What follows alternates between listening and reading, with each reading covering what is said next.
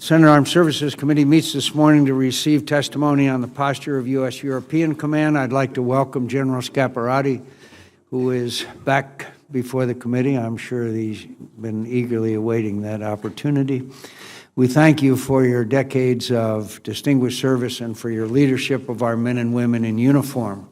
This morning, our thoughts and prayers are with the loved ones of the 4 innocent people killed and dozens more injured in an attack in the heart of London that police believe was inspired by radical Islamist terrorists. We stand in solidarity with the British people, committed as ever to our special relationship and to the common defense of our security and our values.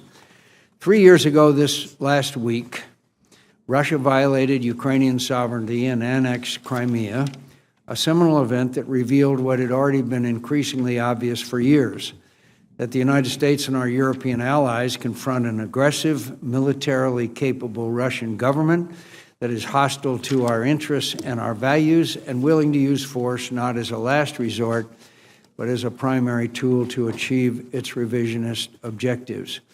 Many believe this challenge had been consigned to the history books, and indeed the United States operated under that assumption for far too long, drastically reducing our military presence, allowing our intelligence capabilities to wither, and unilaterally disengaging from the information fight. I might add that yesterday we received information that Sergei Magnitsky, who was murdered by Vladimir Putin's thugs, his lawyer was thrown from a 4th floor room. I mean, this kind of stuff you can't make up.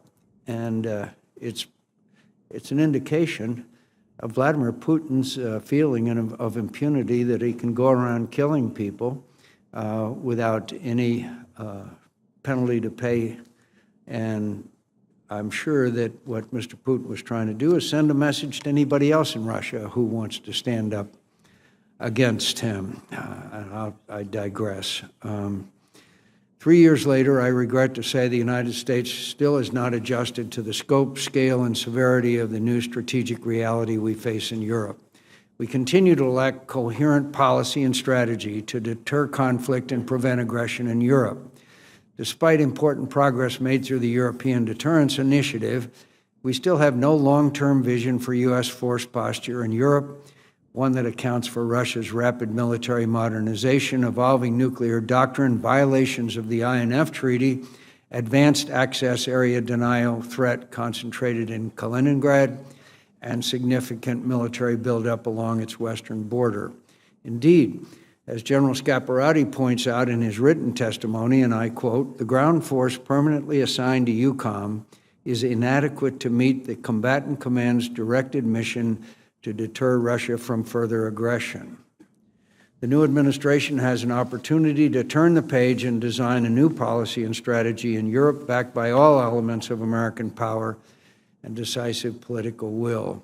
General Scaparrotti, we hope you can help this committee begin to think through the basic requirements for such a policy and strategy and what resources and authority you need both as European commander and Supreme Allied Commander Europe to deter and, if necessary, defeat aggression against the United States and our allies.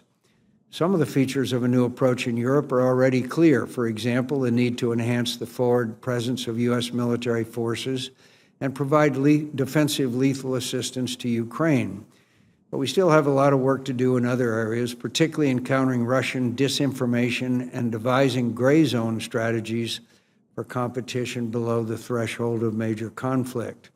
What is also clear is that no U.S. policy or strategy in Europe can be successful without our NATO allies. At the 2014 NATO summit in Wales, the leaders of every NATO ally pledged to reach the goal of spending 2% of their GDP on defense by 2024. The good news is that according to NATO Secretary General Jens Stoltenberg, defense budgets across Europe and Canada increased by 3.8% last year, or by some $10 billion. This is important progress, but we must be careful not to reduce the NATO alliance of the notion of burden sharing to simply 2%. Our allies don't just need to spend more, they need to spend better. One senior European official recently said that Europe spends roughly 50% of the United States on defense, but produces just 15% of the capability because defense purchases are uncoordinated, duplicative, and inefficient. That's why enhancing European security is not just a job for NATO, but also for the European Union, which has an important role to play in encouraging cooperative defense acquisition and operation of modernized defense equipment. Finally, we must never forget that the essential contributions America's allies make to our national security are not measured in dollars alone. After the September 11th attacks killed 2,600 Americans and 135 citizens of NATO countries, for the first time in history, our NATO allies invoked Article 5 of the North Atlantic Treaty.